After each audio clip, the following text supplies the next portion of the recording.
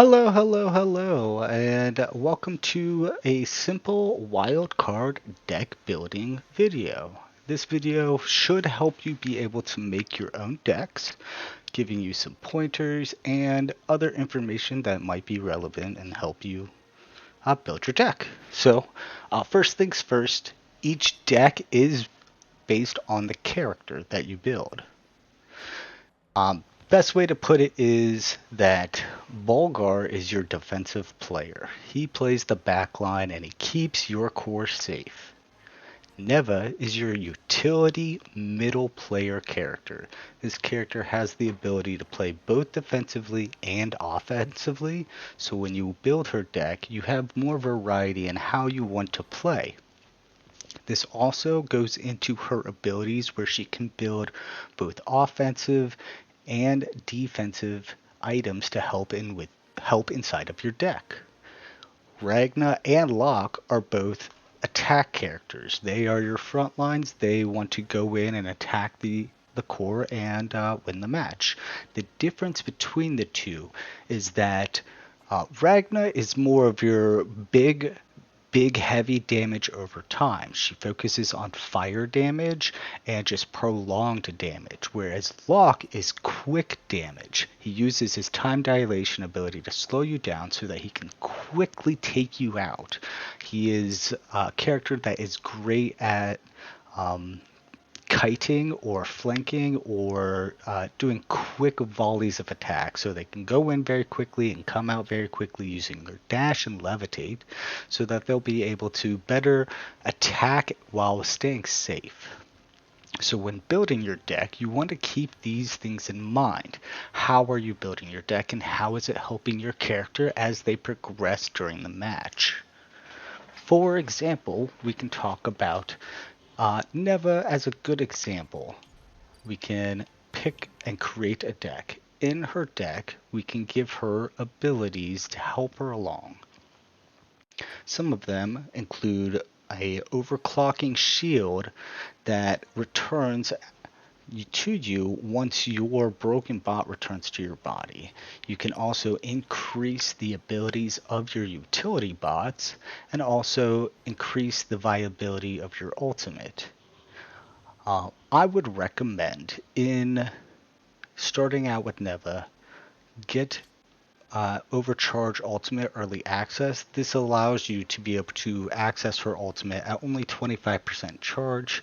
The duration is a lot lower or shorter than if you had the full ultimate charge, but it does give you access to it when you do need it. I also recommend that you increase or decrease the duration in which your bot returns to you. So it does take time for you to be able to build your utility bots, and it also takes time when your shielding bot is broken. When your shield bot is broken, you are more susceptible to damage and getting removed from the match quicker, dying in the match quicker. So this will increase your viability by increasing the amount of time that you have the shield on you once it's been, or decreases the time the shield is off of you when it's been broken. I also recommend that you increase the range of your ranged bots so that they can attack from a greater distance and just keep the damaged characters away. If you don't feel like you need range, but you need more increased on your melee bots that go down your lanes and help your minions, you can also do that. It's really up to you. Just know what your kind of playstyle is with Neva. Are you more jumping forward onto the enemy side of the field, or are you staying more on your side of the field? So do you want to play defensive or offensive? These are the things to consider when you're building your deck.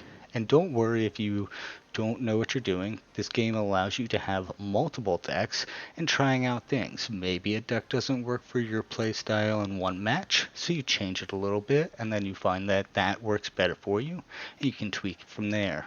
There's always room for improvement within your deck, so don't get discouraged if a deck you make doesn't work initially. Maybe there just are wrong pieces that you need to tweak a little bit to better assist you in your playstyle. So pick whatever works for you. As far as summons go, summons do have different abilities and they are broken up into several types.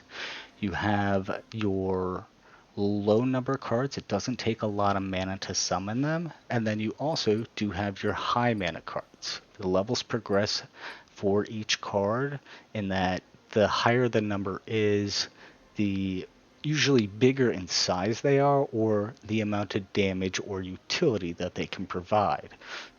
I recommend having a good balance for yourself, but if you are a person that spawns a lot of cards quickly throughout a game, you may want to focus more on lower number cards. That way you won't use all your mana on one card, you can use it on 2 to 4 cards. That is a recommendation, but if you are somebody that is really good at mana management and able to hold off on summoning cards, you can put more high number cards in your deck. I will say that you should be wary of placing more than 2 of your highest number cards in your deck because of how high the number is. It takes almost your entire mana pool. That will take time to build up within your character during the game, so you do have to be careful. It is always a good thing to have a variety of them. As far as the actual ones that you want to pick, each one does have their own unique abilities and traits.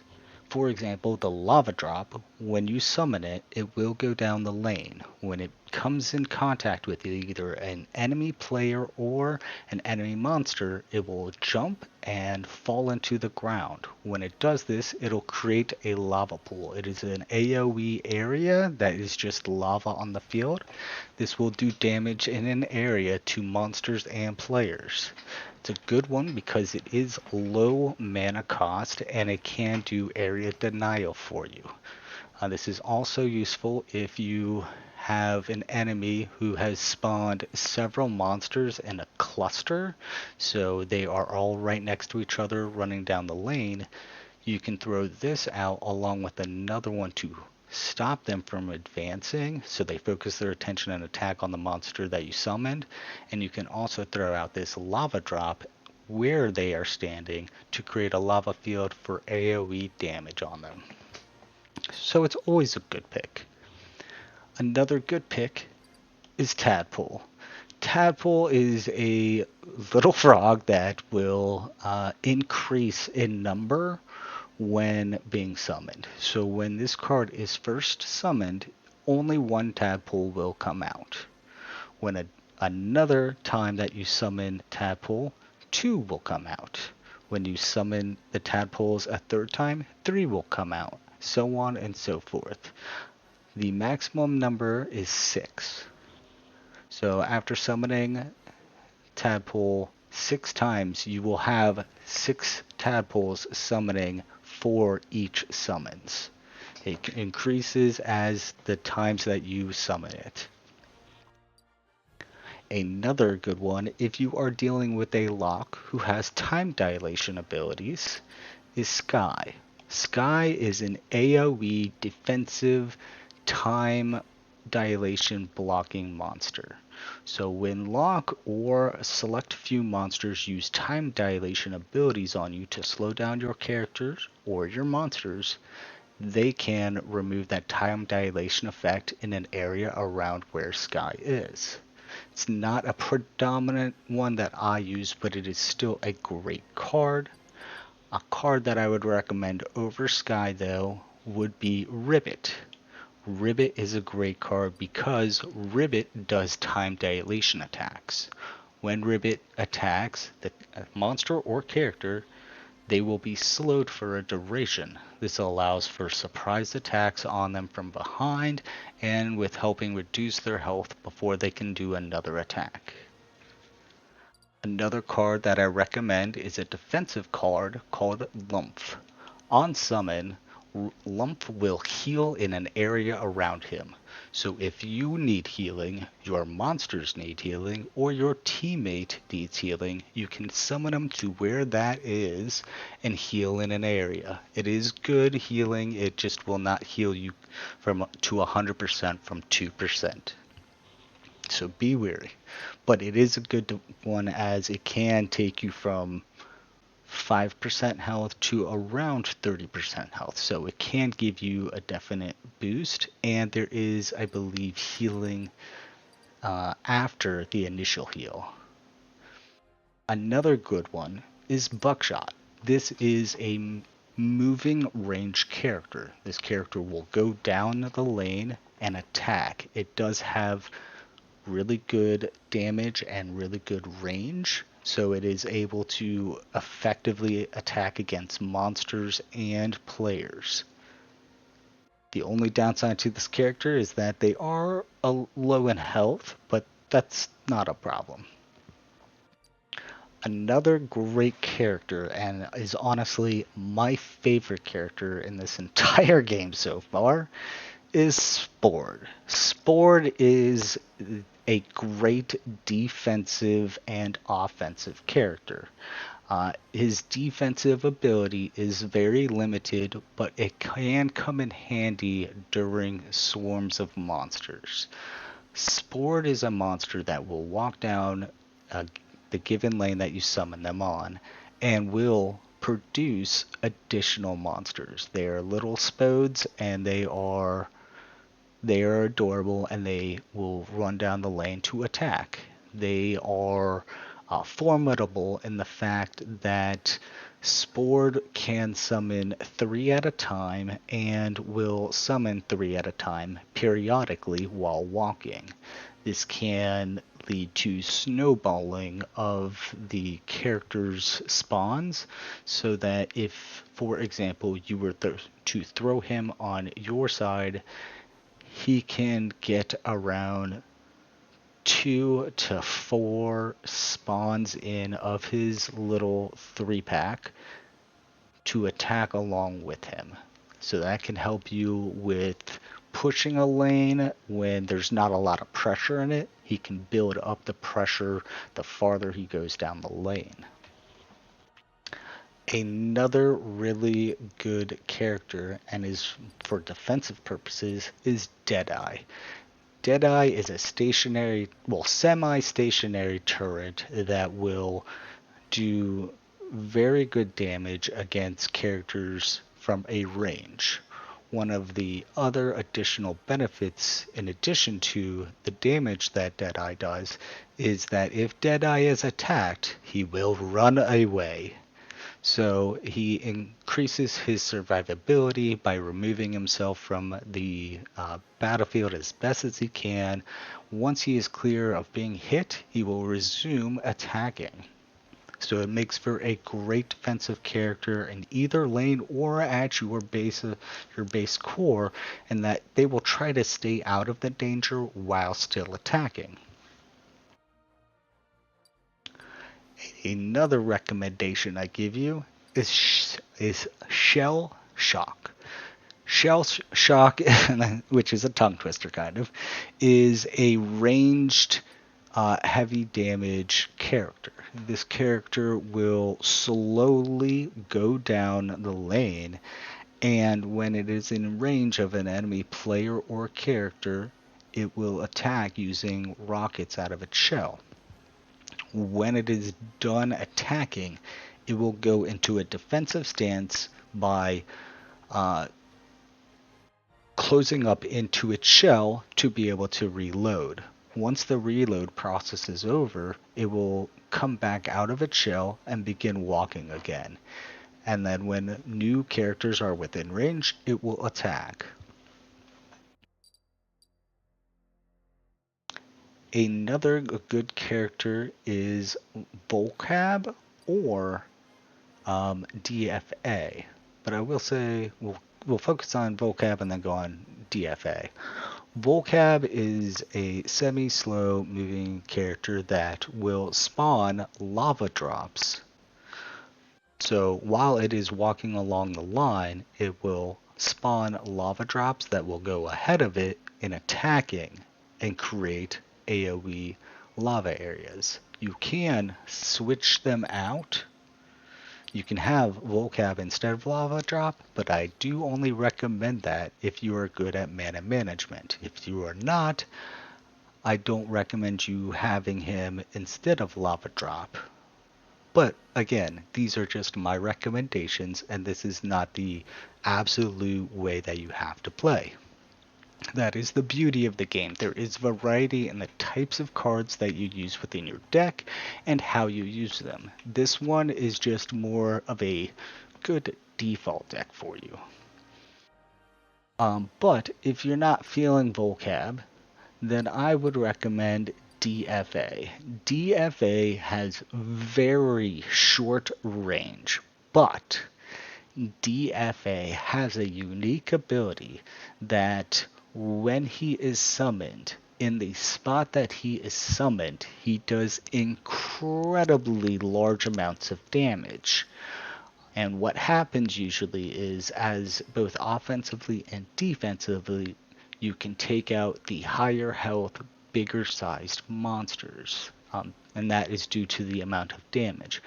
After the initial deployment of DFA, his range is very limited and is usually destroyed pretty quickly, but as a bonus, the imp that rides on top of it does come off and does begin attacking, so it is not completely useless.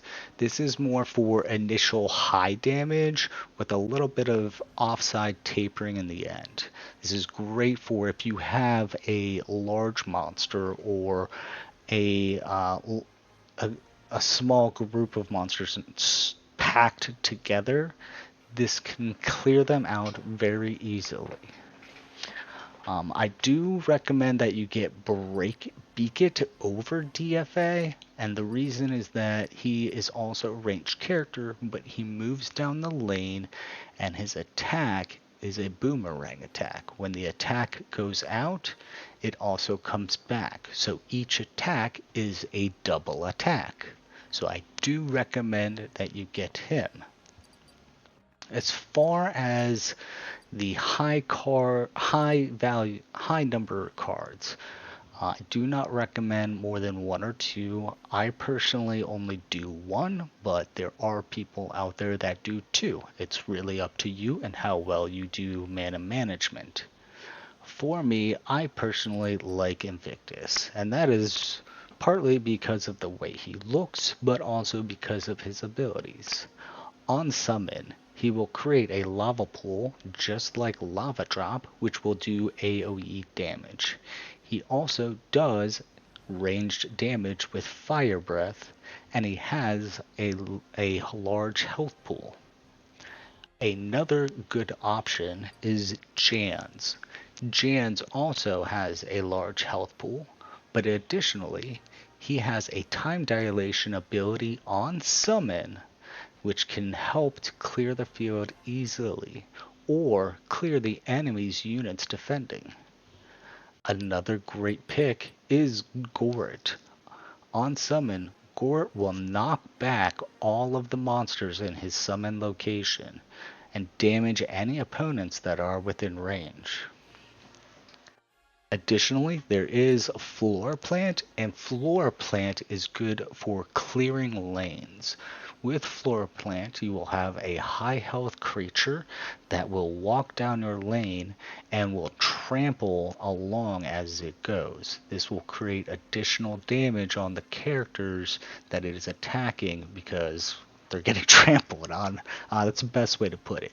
But they will blitz towards the character or monster to do damage, and they have a large health pool. This is a great slow defensive clear for lanes. If that is more your style, I recommend that you try out Flowant. I personally haven't found the best way to utilize him yet, but I do understand the way that he works. It's just not my personal play style. But if you like to be able to clear your lanes, this is a great character for it because of the health pool and the way that its attack works. In addition to your champion's abilities and your summons, there's also the wild card. The wild card abilities can be found at the bottom of the field on the second lane. These enhance your abilities and which can include your core. Personal recommendations for me would be Astral Rejuvenation, as this does help improve your mana regeneration rate. This in turn allows you to be able to summon a larger number of monsters onto the game field.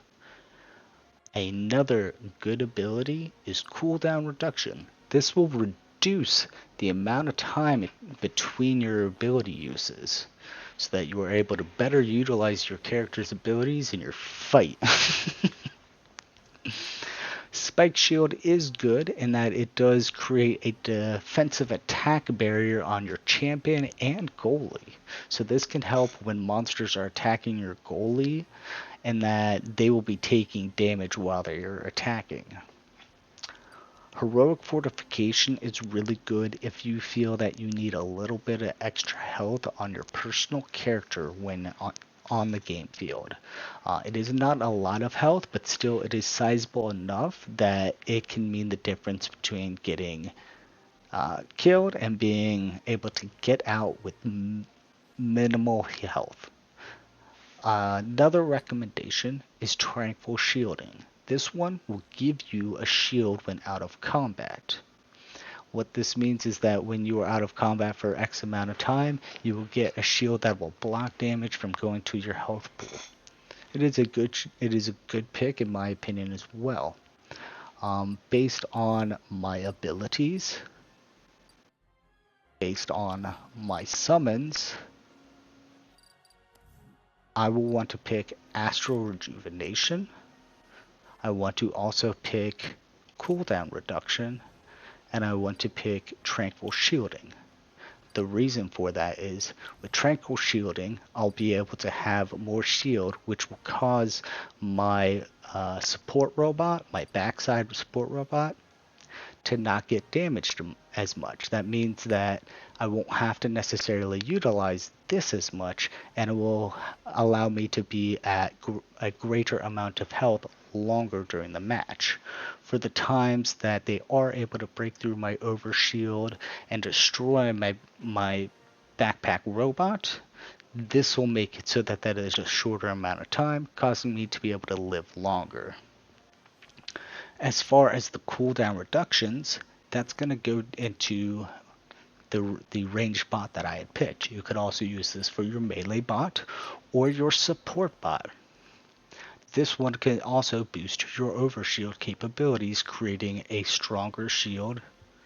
But for my build, I have the ranged bot. This means that I will be able to summon more or build more ranged bots more quickly due to the reduced cooldown of my ability to build them. And then lastly, for the Tranquil Overshield, that is great in keeping me alive and keeping me healthy. Once you figure out your build, all you have to do is just either hit the escape key or click down here and name your build. For this build, we'll just call it the Neva Basic build. If you ever feel like you don't want to save your build and you still want to get out of the deck builder, there is always the option to be able to exit without saving. Also, if you're not quite ready to exit and you're not quite ready to save, you can always cancel out and go out. But here we are going to name it the Neva Basic build. Boom. And now your deck is available. You are able to have multiple decks, and you are able to change what monsters are in those decks. Each character is given a default deck, so when you first start out and you don't really have either that many cards or that many coins to be able to buy card decks, you still have a deck that you're able to use, and if you want, you can change it up, and it also does give you the ability to change your champion abilities and your wildcard abilities. So when you are starting out, you still have the ability to make a deck even if you only have the basic deck and the basic cards. You can change those abilities so you don't feel like you're being left out when you're first starting out. Outside of that, experiment with how you use your cards. Look at how you're playing. Are you playing offensively or are you playing defensively? Look at the ability descriptions on the cards and figure out what best works for you when building your deck. There is no right answer and there is no wrong answer. All it is trying it out and seeing what works best for you. Outside of that, I hope you did enjoy the video. Please do check out my other videos. Please do like and subscribe if you feel like it, but if you don't, I totally get that. I barely subscribe to anything myself. Outside of that, have fun building your decks, enjoy wildcards, and if I see you in the game, may we have a great match. Until next time, be safe.